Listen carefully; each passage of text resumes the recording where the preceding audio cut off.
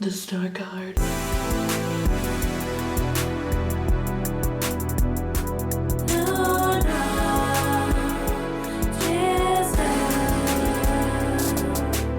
Hello YouTube, it's been a minute since I've uploaded. I'm happy to be back. I'm Luna Giselle.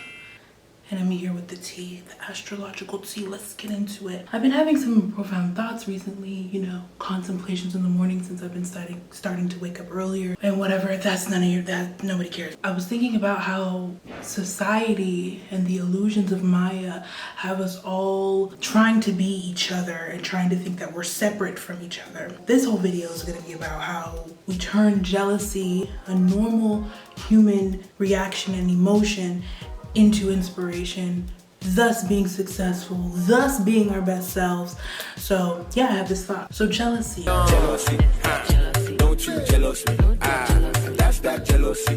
You know, when we see somebody else, we're scrolling on the gram and we see something that we don't have, then we get jealous, then we get envious sometimes. I'm not saying all the time, because sometimes you don't want what somebody else has, you know what I'm saying? But anyway, if you see something that you want, that somebody else has, or something that's desirable in your eyes that someone else has, we often get jealous, often look at ourselves, look at what we don't have and why we don't match that vibration. When we let ourselves succumb to all that we do not have and entertain the thoughts of jealousy, we invite anger and begin operating from a place of lack. And that place of lack is all in your mind, like you created that on your own. And I've had this issue before, you know, seeing other people with their bodies or maybe what they have and being like, oh, why can't I have that? And the truth is that you can't, but you just stop yourself and you sit in this anger and you're wondering why you're angry sometimes because you haven't accepted the fact that you're jealous. So like jealousy is looked as like bad or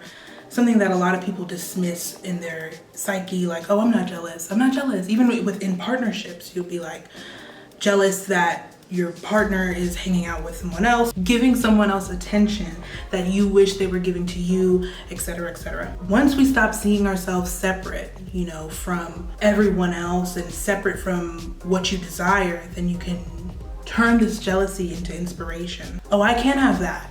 Oh, I see myself being like that. Oh yeah, I just need to do this X, Y, and Z and then I can have that. Or I already have that, I just haven't been seeing it. So we separate ourselves from feeling jealous or noticing this emotion to seem confident and, you know, happy within our lives when we're really just sweeping it under the rug, you know, sweeping the problem under the rug, sweeping the desires under the rug, because everyone has this obsession.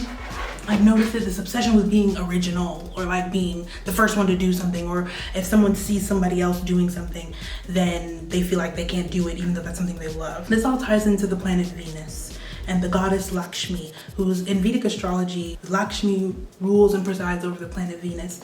And the goddess Lakshmi is the goddess of wealth, fortune, beauty, and all of those things. She's usually seen sitting above a lotus, and lotus flowers bloom in the most dirty, you know, muddy situations. They bloom in mud. So even in the harshest and dirtiest circumstances, you can find, you know, the beauty and value within, because what is Venus? Venus is the planet of value and discernment, the planet of what we enjoy, pleasures, you know. In Vedic astrology, Venus rules semen.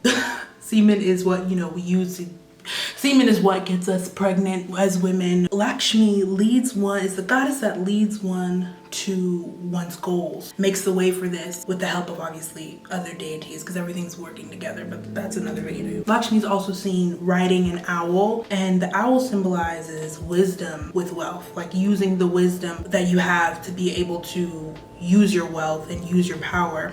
I also read that the owl also represents her counterpart, her sister, her opposite, Alakshmi, the goddess of lack and misfortune. So the wisdom from having that lack, you know, rags to riches concept, having that lack and then actually coming into wealth and knowing how to use it wisely and finding the wealth within you, that is what, you know, the goddess Lakshmi is about. That's what Venus is about. Venus is about discernment. Venus can be very critical. With Venus and these values that we have, okay, this is where the jealousy comes from, because obviously there's a good and bad side to each planet, and Venus has a lot of envy, and people who are Venusian might be jealous of others or envious of others, or attract a lot of jealousy as well. I'm gonna go through each of the Venus signs. You know, if you don't know your Venus sign, you can go to astro.com and plug in your information and get your chart pulled up and find your Venus. So Venus in Aries might be jealous of other people's fitness, other people's willpower, anything Martian, you know, the go-getters, because sometimes they feel like, oh, maybe I can't go get something, but they do. They value these things. They value people who do that. So when they feel like they aren't doing that and they're operating from a place of lack, then they get jealous. Venus in Taurus is jealous of people's possessions and their self-worth, jealous in their, you know, decision-making, how they prioritize themselves overall. Venus in Gemini can be jealous of people's skills or the way that they're able to communicate to others and break things down. And they value these things in another person too. They just need to see it within themselves first. Venus in Cancer is jealous of the way people can fluctuate from place to place, have families here and there, jealous of other people's families, jealous of how people are comfortable with each other, etc., etc. Venus in Leo is jealous of people's shine, you know, their fame, their presentation, the power that they have, the way that's because they're actually really just attracted to this person, but they see themselves as separate from this person, or they see themselves as less than this person, when this is not true. Venus in Virgo is jealous of people who don't overthink things and don't overanalyze things. People that kind of just make a decision and go, and who don't have problems with like going after their things. They don't have to see everything out. They can just go get it. So Venus in Virgo will first criticize it and be like, how could you do that? How could you not like consider everything? And then jealous that people don't get bothered by certain things, even though they get bothered by it, so it disturbs them a little bit. Venus in Libra, it's obviously jealous of other people's relationships, jealous of other people's beauty, can get intimidated by other people's beauty as well, and like doesn't see that within themselves. When, you know, Venus and Libra and Venus and Taurus, y'all at home, y'all be all right. Y'all are operating in a dignity that is beneficial to you. So the jealousy, it's honestly an insecurity. That's what all jealousy is, really. Venus in Scorpio is jealous of people's privacy and ability to keep things secret, and an ability to like be also like Virgo, unbothered by things. Like Venus and Scorpio, they love playing these little games, but sometimes, you know, they feel more emotional than other people, and they can be jealous of that too. Venus in Sagittarius, Venus in Sag now, y'all could be jealous of people's, you know, optimism and luck, you know, be like, wow, why can't I be this happy all the time? Even though you guys usually do appreciate that.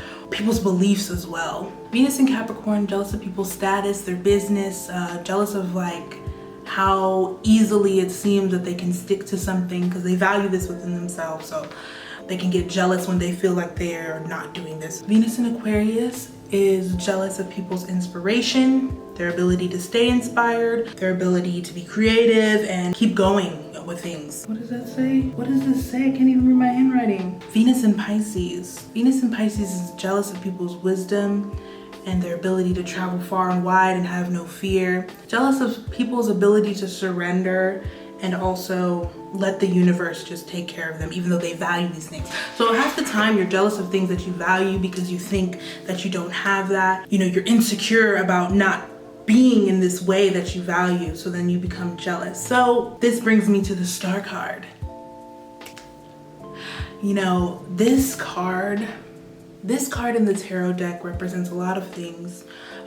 Healing, inspiration, ideas, foresight, all of those things. This card is all about turning bad things into hope, turning things into good situations, becoming reborn, you know, naked, becoming anew. And this card is associated with Aquarius itself. This is the Aquarius card. Aquarius is all about inspiration. That's 11th house matters. So when you turn your jealousy into inspiration, this is how you have to operate. This is all you need to know, is when you start to feel jealous, you can adapt to that you feel jealous of, instead of being like, oh, I can't have that, or I can't have that body, or like, why don't I have that body? You know, you need to make these steps. And Aquarius is ruled by Saturn. It's like, I'm not gonna sit here and be sorry for you if you can have that, but you're letting yourself get in that way. You are in your own way. When you're feeling jealous, you can think about the Star card, think about Aquarius, think about being detached from things like, oh, I don't have to place my anger and feel jealous towards this person and give this person negative energy, because jealousy is a negative emotion. Turn that into inspiration by working on it, being inspired, like, wow, maybe I should ask them for advice, or wow, like maybe I should implement their strategies. But the thing about people is that they have too much pride. They're sitting too much in the Leo energy.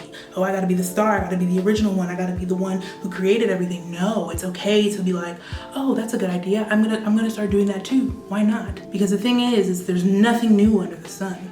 Everything's already been done. As original as you might think people are, they're actually not. They're actually not. And they've learned their things from past lives or this life, and they're just working on it and doing it. You can also take from them. We can all learn from each other. We can all learn from each other. We don't have to be like, oh, who did it first? Who did it better? Who did it? You know, everyone's just, you know, we're all just sharing information here. We're all just students for life. Nobody really knows the codes to this shit. You know, don't sit in your jealousy. Don't feel like you can't do anything, because Venus will make you feel this way. And Venus will make you feel envious. And Venus will make you feel like, oh, they're taking away from me because I don't have that. It's not true. This is all an illusion in your head. Dealing with Rahu, themes of consumption. It's funny that one of the Rahu ruled nakshatras, Swati, is in Libra, is in the center of Libra. Make sure you don't get into this obsessive nature, trying to change yourself to match them, but instead like change yourself to match you. And match your highest vibration, because we're never gonna be the same type of people, you know, unless we all got the same surgeries and all went to the same doctors. But even then, our bodies and our cells and our molecules will act different. Yeah, that's pretty much it for this video. I just wanted to share this information. It was a profound thought that I had the other day. So, you know, just channeling aqua energy. And it is Aquarius season right now. There's 6 planets in Aquarius. It's actually a new moon today. But yeah, I digress. I hope this video was helpful. Let me know if you have any questions. If you'd like to book a reading, I am now open for readings at giiselle.com for reports or consultation. They are limited supply, but you know, I'm gonna always try to keep consistent and restock those. But thank you so much for watching. Please subscribe, like. Any questions you have, I'm willing to answer them. You can follow me on Instagram and Twitter at giiselle, and we're all swimming in the rainbow waters together, babe.